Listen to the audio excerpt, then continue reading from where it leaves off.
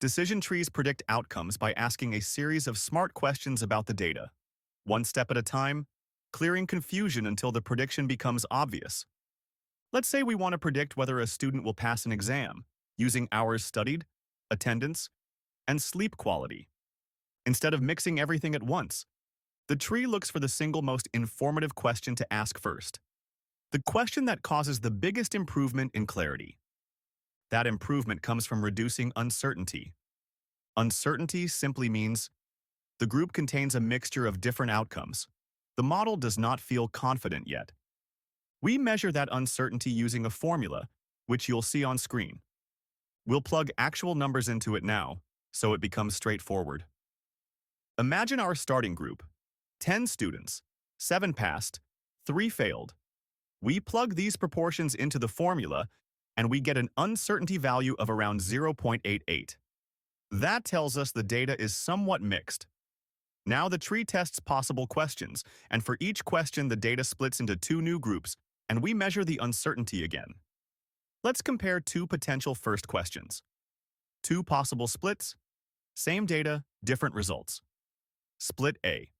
One group has 3 pass and 1 fail, giving uncertainty about 0.81, and the other group has 4 pass and 2 fail, giving uncertainty about 0.91. The weighted average is around 0.8755. The improvement is tiny, from 0.88 to 0.8755, almost no progress, so split A is weak. Now split B, one group has 5 students all passing, perfectly pure with 0 uncertainty, and the other group has 2 pass and 3 fail with uncertainty around 0.97. The weighted average is around 0.48. The improvement is massive as we go from 0.88 to 0.48, a huge reduction in uncertainty. So the tree chooses split B. That becomes the first decision. This selection process is called a greedy strategy because at each stage the model chooses the best immediate improvement one level at a time.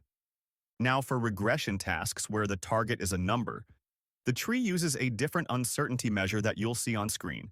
And again, plugging in the numbers makes it obvious. Take values 2, 4, 6, and 8. The average is 5, and variance comes out to 5.0.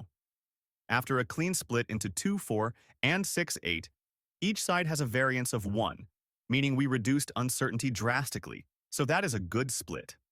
So the entire logic of a decision tree boils down to try possible questions, calculate uncertainty before and after, and choose the question that creates the most learning, the biggest clarity jump. However, trees don't naturally know when to stop. They keep splitting, even when the patterns they find are just noise. They memorize training data perfectly and fail badly on new data. That behavior is called overfitting. So we control it by limiting how deep the tree can grow, or requiring a minimum number of samples before splitting. Summarize clearly, a decision tree learns by reducing uncertainty step by step, selects questions that bring the biggest clarity, uses math to measure how useful each split is, and avoids memorizing noise using pruning. If this explanation helped you finally understand decision trees on a deeper level, make sure to like the video, subscribe, and tell me what part of machine learning you want simplified next. We'll keep learning together.